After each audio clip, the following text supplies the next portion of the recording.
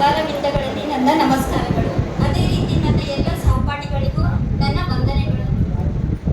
ನೋಡ್ರಿ, ಮೊದಲೇದಾಗಿ ನನಗೆ ಮೆಮರೀಸ್ ಕಡಿಮೆನ, ಯಾಕಂದ್ರೆ ನಾ ಸಾಲಿಗೆ ಬಂದಕ್ಕಿಂತ ಹೆಚ್ಚು ಬಂಕ್ ಮಾಡಿದ್ದೆ ಜಾಸ್ತಿ.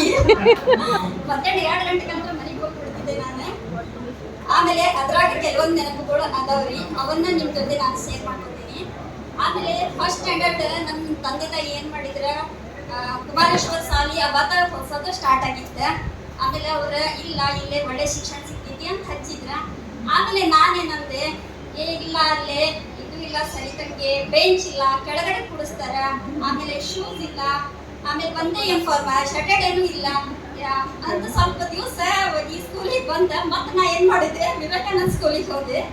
ಆದ್ರೆ ನಾನು ವಿವೇಕಾನಂದ ಸ್ಕೂಲಿಗೆ ಹೋದ 2 ದಿವಸಕ್ಕನ ಶೋಭಾ ಮೇಡಮ್ ಅನ್ನೋರು ನನ್ ಹೊಡೆದ್ರು. ಅವತ್ತಿಂದ ಆ ಸ್ಕೂಲ್ ಬಿಟ್ಟು ಬೆಳ್ಬೇಕಾದ್ರೆ ಈ ಸ್ಕೂಲ್ ಮಾತಾಡಕತ್ತಿ ನನಗಂತ ಮತ್ತೆ ನಾನು ವಾಪಸ್ ಇದೇ ಸ್ಕೂಲಿಗೆ ಬಂದೆ. ಆಮೇಲೆ ಅದೇ ರೀತಿ ನಾನು ಫಸ್ಟ್ ಸ್ಟ್ಯಾಂಡರ್ಡ್ ಸ್ಕೂಲ್ ಏನು ಜರ್ನಿ ಸ್ಟಾರ್ಟ್ ಮಾಡಿದೆ. ಮುಖ್ಯವಾಗಿ ನನಗೆ ಅಲ್ತಿ ಟೀಚರ್ ಅಂದ್ರೆ ತಮ್ಮ ಮಕ್ಕಳ ತರ ನಮ್ಮನ್ನ ನೋಡ್ಕೊಂಡು ಬಂದ್ರು ಅವ್ರು. ಆಮೇಲೆ ಅವರು ಒಂದ್ ಕಥೆ ಹೇಳ್ತಿದ್ರು, ಭಾರತಕ್ಕೆ ಒಂದ್ ಕಥೆ ಹೇಳ್ತಿದ್ರ. ಆ ಕಥೆ ಪುಸ್ತಕ ಅನುಪಮ ನಿರಂಜನ್ ಅವರ ಬುಕ್ ಒಳಗಿಂದ ಡೈಲಿ ಒಂದೊಂದು ಕಥೆ ಹೇಳ್ತಿದ್ರು. ಆ ಕಥೆ ಒಳಗೆ ಒಂದೊಂದು ಪೋಸ್ಟರ್ ಬರ್ತಿದ್ದು ಅಂತ ತೋರಿಸ್ತಿದ್ರು. ನಮ್ಗೆ ಎಷ್ಟು ಕ್ಯೂರಿಯಾಸಿಟಿ ಅನ್ಬೇಕ, ಆ ಫೋಟೋ ನೋಡ್ಬೇಕು, ಎಲ್ಲರೂ ಎಷ್ಟು ಮುಗಿ ಬೀಳ್ತಿದ್ದೀವಿ. ಆಮೇಲೆ ಕೆಲವೊಮ್ಮೆ ಏನ್ ಅನಿಸ್ತಿದ್ದು, ಏನು ಟೀಚರ್ ಒಂದೊಂದೇ ಕಥೆ ಹೇಳ್ತಾರ, ಆ ಬುಕ್ಕನ್ನ ನಮ್ಮ ಕೈಯಾಗ ಸಿಕ್ಕರೆ ಎಷ್ಟು ಖುಷಿ ಆಗ್ತಿತ್ತ ಅಂತ ಹೇಳಿ. ಆದ್ರೆ ಈಗಿನ ಮಕ್ಕಳಿಗೆ ಆ ಬುಕ್ ನೋಡು ಹವ್ಯಾಸನೂ ಇಲ್ಲ, ಮೊಬೈಲ್ ಒಂದಿದ್ರೆ ಸಾಕಂತ ಅನಿಸ್ಬಿಟ್ಟೈತಿ. ಆಮೇಲೆ ನಾವು 3rd ಸ್ಟ್ಯಾಂಡರ್ಡ್ಗೆ ಬಂದ್ಮೇಲೆ ಅಲ್ತಿ ಟೀಚರ್ ಅವರ ಮ್ಯಾರೇಜ್ ಫಿಕ್ಸ್ ಆಯ್ತ. ಅವಾಗ ಬಿಳ್ಕೊಡುಗೆ ಅನ್ನೋ ಸಮಾರಂಭನ ಏರ್ಪಡಿಸಿದ್ರು. ಎಲ್ಲಾ ಹುಡುಗರು ಎಷ್ಟು ಅಳ್ಬೇಕ್ರಿ, ಯಾಕೆ ಮೇಡಮ್ ನೀವ್ ಯಾಕೆ ಹೋಗಾಕತ್ತೀರಿ ವಾಪಸ್, ಇಲ್ಲೇ ಇದ್ದು ಬಿಡ್ರಿ ಅಂತ ಅಷ್ಟು ಗೋಗರಿಗಿದ್ದೀವಿ, ಅಷ್ಟು ತ್ರಾಸ ಮಾಡ್ಕೊಂತೀವಿ. ಆ ನಂತರ ನೋಡಿ ಟೀಚರ್ ಬಂದ್ರ, ಪುರ್ಲಿ ಟೀಚರ್, ಅವ್ರಂತ ನಮ್ನ ಈ ಕೊರತೆನ ಬಿಡಿಸ್ಕೊಡ್ಲಿಲ್ಲ. ನಮ್ಗೆ ಎಲ್ಲ ತರ ಶಿಕ್ಷಣವನ್ನ ಕೊಟ್ರು.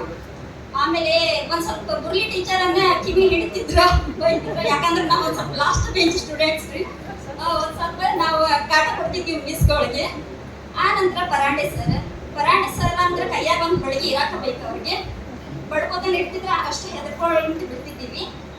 ಆಮೇಲೆ ಬಂದ್ಮೇಲೆ 5th ಸ್ಟ್ಯಾಂಡರ್ಡ್ಗೆ ನಮ್ಗೆ ಇಂಗ್ಲಿಷ್ ಸ್ಟಾರ್ಟ್ ಆಯ್ತು. ಇಂಗ್ಲಿಷ್ ಸ್ಟಾರ್ಟ್ ಮಾಡಿದ ನಂತರ ಶಿವ್ ಸರ್ ಅವರ ಏನ old MacDonald had a farm ಅದನ್ನ ಅಭಿನಯದ ಮೂಲಕ ಹಾಡಿ ತೋರಿಸಿದ್ರು. ಇನ್ನೂ ನೆನಪೈತೆ ನಮ್ಗ. ಅಂದ್ರ ಅದ್ರ ಕೆಲವೊಂದು ಹಾಡುಗಳು ಹೆಂಗಂದ್ರ ಅದು ಮನಮುಟ್ಟುತನ ಇರೋದ್ರಿಂದ ಎಲ್ಲಾರ ಮನಸ್ಸಿನಾಗ ಉಳಿದ್ ಬಿಡ್ತಿತ್ತಂತ. ಆಮೇಲೆ ಶಿವ್ ಸರ್ ಅಂದ್ರ ಅದೊಂಥರ ಭಯ, ಅವ್ರು ಬಂದ್ರಂದ್ರ ಗಪ್ ಎಲ್ಲರೂ.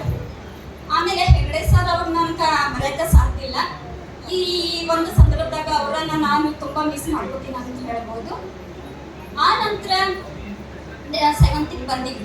7th ಬಂದ ನಂತರ ನಮ್ಗೆ 7th ಪಬ್ಲಿಕ್ ಎಕ್ಸಾಮ್ ಇದ್ದು. ಅದ್ರ ಸಲುವಾಗಿ ನಮ್ಗೆ ಶಿರ್ಗಣ್ಣ ಸರ್ ಅವರ ತುಂಬಾ ರಾತ್ರಿ ಹಗಲ್ ಅನ್ನೋದ ನಮ್ಗೆ ಎಲ್ಲ ಸ್ಟಡಿ ಮಾಡಿಸಿದ್ರ. ಆಮೇಲೆ ಅದೇ ಟೈಮ್ದಾಗನ ಹೇಳ್ಬೇಕಂತಂದ್ರ ಮಠದಾಗ ಇದು ಇತ್ತು, ಒಂದ್ ತಿಂಗಳ ಪ್ರವಚನ.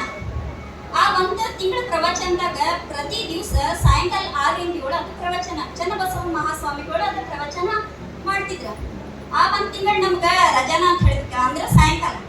ಅಂದ್ರೆ ಸರ್ ಟ್ಯೂಷನ್ ತಗೋತಿದ್ರು 6 ರಿಂದ 7, ಅವಾಗ ನಮ್ಗ ರಜಾ ಕೊಟ್ಟಿದ್ರು. ಆಮೇಲೆ ಅದು ಒಂದು ಹಾಡು ಹಾಡ್ತಿದ್ರು ಆ ಪ್ರವಚನ ಸ್ಟಾರ್ಟಿಂಗ್ಗೆ, ಜಯ ಗುರು ಬಸವೇಶ ಜಯತು ಜಗದ್ಗುರು ಜಗದೀಶ. ನನಗೆ ಇಷ್ಟನ ನೆನಪದ, ಫುಲ್ ನೆನಪಿಲ್ಲ. ಆಮೇಲೆ ಆ ಫಂಕ್ಷನ್, ಆ ಪ್ರವಚನ ಮುಗಿದ ನಂತರ 3 ದಿವಸ ದೊಡ್ಡ ಫಂಕ್ಷನ್ ಮಾಡಿದ್ರಿ. ಆ ಫಂಕ್ಷನ್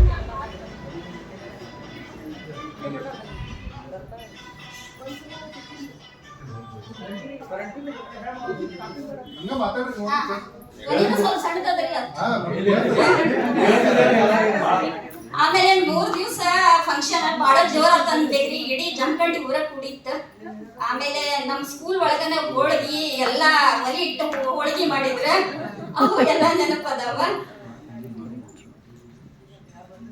ಆ ನಂತರ ನಾ 5th ಇಲ್ಲ 4th ಒಳಗಿದ್ದೆ, ಸ್ವಲ್ಪ ಕನ್ಫ್ಯೂಸ್ ಅದ.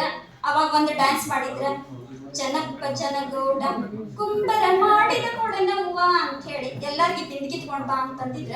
ಆಮೇಲೆ ಗಡಿಗೆ ತಗೊಂಡ್ ಹೋಗಿದ್ದೀನಿ.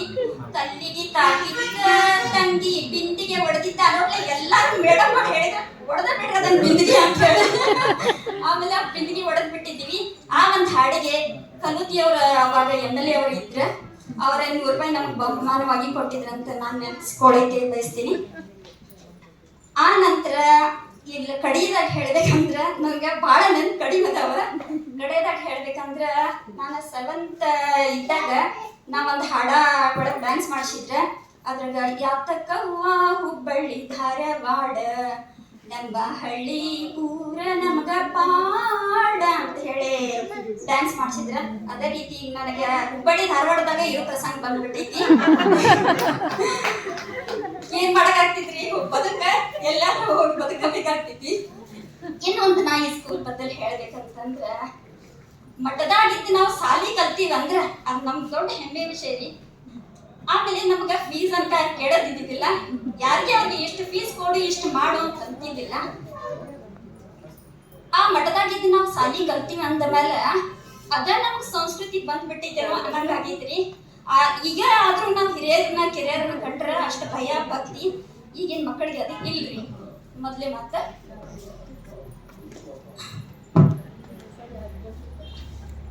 ಅದೇ ರೀತಿ ನಾವು ಡೈಲಿ ಟ್ಯೂಷನ್ ಬೆಳಗ್ಗೆ 6 ಗಂಟೆಗೆ ಏನ ನವೋದಯ ಆಯ್ತ, ಕಿತ್ತೂರು ಆಯ್ತ, ಸೈನಿಕ್ ಸ್ಕೂಲ್ ಆಯ್ತ, ನಾವು ಹೆಗ್ಡೆ ಸರ್ ಮನೆಗೆ ಟ್ಯೂಷನ್ ಹೋಗ್ತಿದ್ದೀವಿ. ಆಮೇಲೆ ನಾವೇನ್ ಯಾವ್ದು ಪಾಸ್ ಆಗಿಲ್ಲ ಬಿಡ್ರಿ, ಜಲ್ದಿ ಹೇಳೋದ್ರೆ ಕಲ್ತೀವಲ್ಲ ಆಡ್ಬೇಕಿದ್ರಲ್ಲ. ಈ ರೀತಿ ಒಂದು ಕೆಲವೊಂದು ನೆನಪು ಕೊಡ್ತಿದ್ದು ಒಂದು ಸಂಗತಿ ನಿಮ್ಮೊಂದು ಹಂಚ್ಕೊಳ್ಬೇಕು ಅನಿಸಿದ ಹಂಚ್ಕೊಳ್ತೀವಿ. ಧನ್ಯವಾದಗಳು.